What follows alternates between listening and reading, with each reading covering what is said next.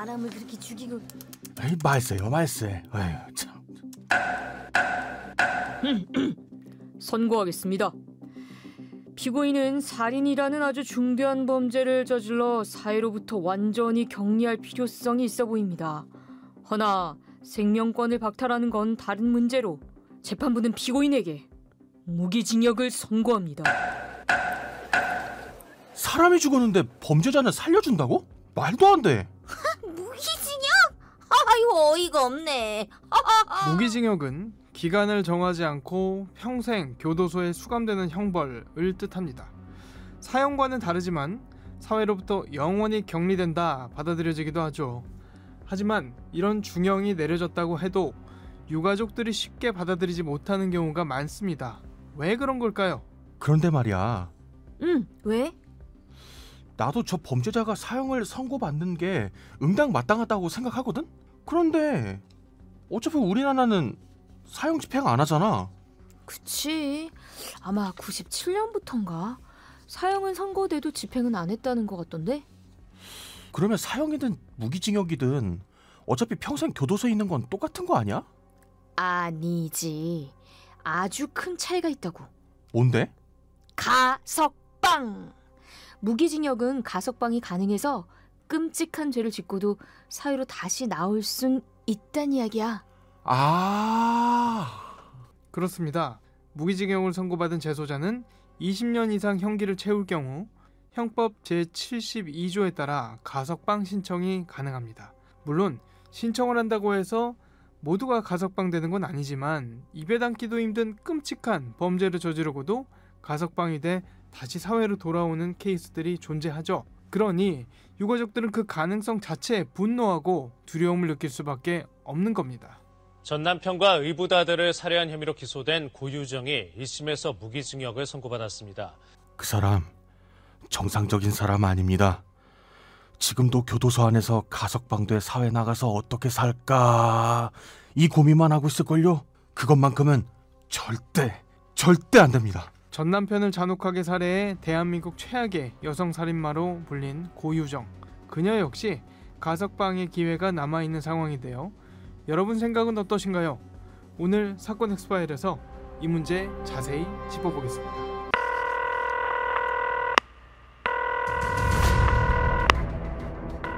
사건은 보이는 것보다 가까이 있다. 이원화 변호사의 사건 엑스파일. 안녕하세요. 사건 엑스파일 이원화입니다. 오늘도 로엘 법무법인 신도성 변호사와 함께합니다. 변호사님 어서 오세요. 안녕하세요. 로엘 법무법인 신도성 변호사입니다. 가석방 심사관이란 드라마 혹시 보셨습니까? 네, 봤습니다. 아, 보셨군요. 저는 그 넷플릭스에 올라온 것만 보고 못 봤는데 나중에 한번 봐야겠습니다. 그 드라마를 보고 가석방 심사관이 따로 있다는 거, 그리고 어떤 절차로 이루어지는지 아셨다는 분들도 많은데 오늘 저희가 주목해 볼 부분은 무기수의 가석방 이 부분이거든요. 무기징역을 선고받았다고 해도 가석방 신청할 수 있죠? 네, 무기징역을 선고받은 재소자도 일정 조건을 충족하면 가석방을 신청할 수 있습니다. 형법 제72조에 따르면 무기징역을 선고받은 수용자는 최소 20년 이상 형기를 채운 후에 가석방 신청 자격이 주어집니다. 이게 사형과 무기징역의 가장 큰 차이점이라고 할 수 있는데요. 사형은 집행되면 생명이 박탈되는 것이고 집행되지 않더라도 가석방 가능성이 전혀 없지만 무기징역은 최소 20년이라는 기간을 복역한 후에는 가석방을 통해서 사회로 복귀할 가능성이 열려 있는 겁니다. 신청 조건이 혹시 어떻게 됩니까? 첫째로 우선 최소 20년 이상을 복역해야 합니다. 또한 교정시설 내에서의 생활 태도가 양호해야 합니다. 이건 교도소 내 규율 준수, 작업 및 교육 프로그램 참여도, 징벌 여부 등을 종합적으로 평가합니다. 셋째로 형법 제72조는 행상이 양호하고 개전의 정의 현저한 때를 가석방 요건으로 규정하고 있는 만큼 범죄에 대한 진정한 반성과 함께 재범 위험성이 낮다고 판단되어야 합니다. 특히 무기수의 경우에는 가석방 심사 규정에 따르면 사회 감정에 비추어 범죄의 정상이 극히 딱하고 가엾은지 여부도 고려 대상이 됩니다. 재소자가 지금 말씀해 주신 조건들을 채워서 가석방 신청까지 했다. 그러면 그 이후 절차는 어떻게 되는 겁니까? 우선 예비 심사 단계가 있습니다. 교도소 내 분류 처우위원회에서 수용자의 형기, 수용 생활 태도, 재범 위험성 등을 종합적으로 평가해서 가석방 예비 심사 대상자를 선정합니다. 이 과정에서 교도관들의 의견, 수용자의 작업 및 참여도, 징벌 기록 등이 검토됩니다. 다음으로 본심사 단계입니다. 법무부 산하 가석방 심사위원회에서 예비 심사를 통과한 수용자에 대해 최종 심사를 진행합니다. 심사위원회는 수용자의 판결문, 수용생활 기록, 재범 위험성 평가, 출소 후 주거 및 취업 계획, 피해 회복 노력 등을 종합적으로 검토합니다. 필요한 경우에는 수용자 면담을 실시하기도 하지만 대부분은 서류 심사로 진행됩니다. 심사 결과 가석방이 결정되면 법무부 장관의 허가를 받아서 최종 가석방이 이루어집니다. 가석방된 수용자는 잔여 형기 동안 보호 관찰을 받게 되고 준수사항을 위반하거나 새로운 범죄를 저지를 경우에는 가석방이 취소되거나 교도소로 재수감되게 됩니다. 무기수의 경우에는 가석방 기간은 종신, 즉 평생 동안 지속됩니다. 이건 유기징역과 달리 잔여 형기가 없기 때문입니다. 무기징역을 받은 재소자가 가석방되는 경우가 많지는 않죠. 네, 많지는 않습니다. 무기징역 재소자의 가석방은 상당히 제한적으로 이루어지는데요. 법무부 자료에 따르면 2017년에는 11명, 2018년에는 40명의 무기수가 가석방되었습니다. 전체 무기수 인원을 고려하면 매우 적은 숫자입니다.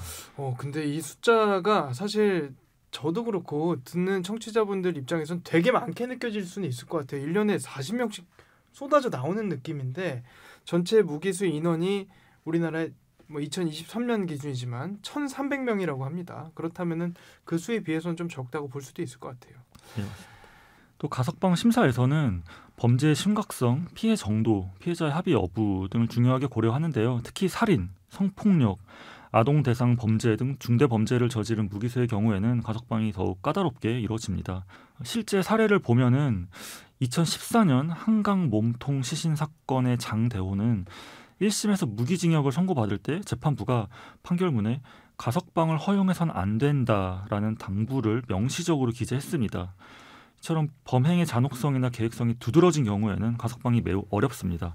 반면에 범행 당시 정상 참작 사유가 있거나 오랜 수용 생활 동안의 모범적인 태도를 보이고 진정한 반성이 인정되는 경우에는 가석방이 허용되기도 합니다.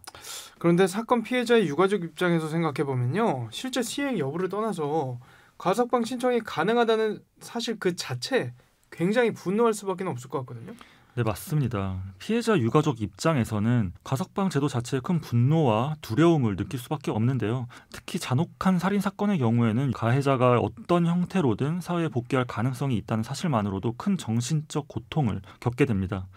실제로 유가족들은 흉악범의 가석방 가능성에 대해서 가석방이 가능한 현실이 너무 분노스럽다. 영원히 격리해도 모자란데 20년 후에 사회에 돌아올 수 있다는 자체가 수긍이 안 된다라고 강하게 반발하는 경우가 많습니다. 그리고 또 한편으로는 가해자가 가석방으로 나와서 해코지하지 않을지 걱정도 될 것 같습니다. 네, 맞습니다. 유가족을 찾아간 건 아니지만 실제로 가석방된 무기수가 또다시 살인을 저지른 사례가 있습니다. 1986년 강 씨는 살인으로 무기징역을 선고받고 교도소에서 30년간 수감 생활하다가 2017년에 전자발찌를 착용하고 가석방됐습니다. 강 씨는 가석방 후 알게 된 20대 남성과 함께 지내다가 서로 다투는 일이 발생했고 또다시 살인을 저질러서 다시 무기징역을 선고받은 사례가 있습니다. 이런 사례들이 나오다 보니까 가석방 없는 무기징역이 필요하다. 종신형이라고 하죠. 혹은 가석방 요건을 늘리자 여러 의견들이 나오고 있거든요. 네, 맞습니다. 최근 흉악범죄가 증가하면서 가석방 제도 개선에 대한 다양한 의견이 제시되고 있는데요. 살펴보면 첫째로 가석방 없는 무기징역 도입입니다. 이건 특정 중범죄자들에게는 평생 사회로 복귀할 기회를 주지 않는 방안입니다. 법무부에서는 이러한 제도 도입을 검토한 바 있는데요. 이 제도가 도입되면 법원이 선고 단계에서 가석방 가능 무기징역과 가석방 불가 무기징역을 구분해서 선고할 수 있게 됩니다. 둘째로 가석방 요건 강화입니다. 현재는 가석방 요건을 20년에서 30년으로 늘리는 형법 개정안이 발의된 상태인데요. 이 개정안은 또한 가석방된 범죄자가 가석방 기간 동안에 전자장치를 부착해야 한다는 내용도 포함하고 있습니다. 하지만 이러한 제도 개선 논의에도 반대하는 의견이 존재합니다. 반대 측은 가석방 제도가 수형자의 교정과 사회 복귀를 돕는 중요한 장치라고 주장하기도 합니다. 그래서 이 사건만큼은 절대 가석방되면 안 된다 회자되는 사건들이 있는데요. 대표적인 케이스가 대한민국 최악의 여성살인마로 꼽히곤 하는 고유정 남편 살인 사건이거든요. 고유정 역시 무기징역 받았죠? 네, 맞습니다. 일단 어떤 사건인지부터 알아보겠습니다. 피해자의 동생은 형과 연락이 되지 않자 2019년 5월 경찰에 전 부인을 만나러 제주도에 간 형이 연락 두절됐다라면서 경찰에 실종 신고를 하게 됩니다. 경찰은 고유정과 연락을 취했고 이때 고유정은 피해자가 날 성폭행하려다가 실패하자 도망갔다라고 말했습니다. 하지만 경찰은 CCTV 확인 결과 이틀 전 고유정이 피해자와 함께 제주도의 한 무인 펜션에 들어갔다는 사실을 파악했고 이후 피해자가 펜션에서 나오는 모습이 CCTV에 포착되지 않았다는 걸 확인한 경찰은 해당 사건이 단순 실종이 아니라고 판단하였습니다. 경찰은 고유정이 머물렀던 펜션에 대한 수색을 진행한 결과 피해자의 혈흔 등을 발견하였고 이후 고유정의 자택을 압수수색하여서 범행 도구로 추정되는 흉기도 발견하였습니다. 결국 고유정이 전 남편을 죽였던 것입니다. 살해 수법이 굉장히 끔찍했던 걸로 기억하거든요. 네, 맞습니다. 고유정의 범행은 정말 잔혹하고 계획적이었습니다. 고유정은 범행 전 약 2주 전부터 수면제, 니코틴 치사량, 시신 유기 방법 등을 검색하면서 준비했고 범행 직전에는 식칼, 표백제, 고무장갑 등 범행 도구를 구매했습니다. 범행 당일인 2019년 5월 25일에는 고유정은 전 남편에게 졸피뎀을 탄 카레라이스를 먹인 후에 피해자가 의식을 잃자 흉기로 살해했습니다. 이후 고유정은 이틀에 걸쳐 시신을 훼손하였고 제주도 내 쓰레기 처리장, 완도행 여객선에서 바다, 경기도 김포시 아파트 쓰레기장 등 여러 곳에 유기했습니다. 그렇게까지 했던 이유가 뭐죠? 전 남편과의 면접 교섭권 문제였습니다. 이혼 후에 고유정은 양육권을 가졌지만 전 남편에게 2년간 아들을 만나지 못하게 했고 이에 전 남편이 법원에 가사소송을 제기해서 2019년 5월 9일 면접 교섭권을 인정받았습니다. 고유정은 이미 다른 남성과 재혼한 상태였고 전 남편이 아들과 만나는 것이 자신의 새로운 결혼 생활에 방해가 될 것이라고 생각했습니다. 검찰은 사형을 구형했지만 재판부는 무기징역을 선고했고 확정됐습니다.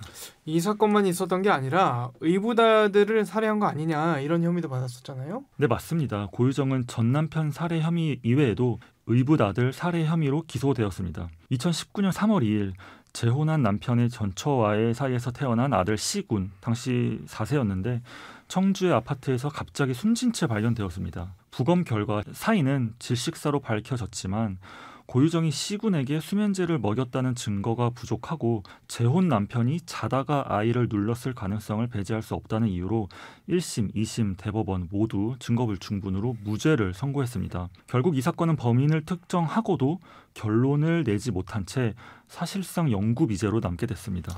변호사님 보시기에는 어떻습니까? 가석방 신청할까요?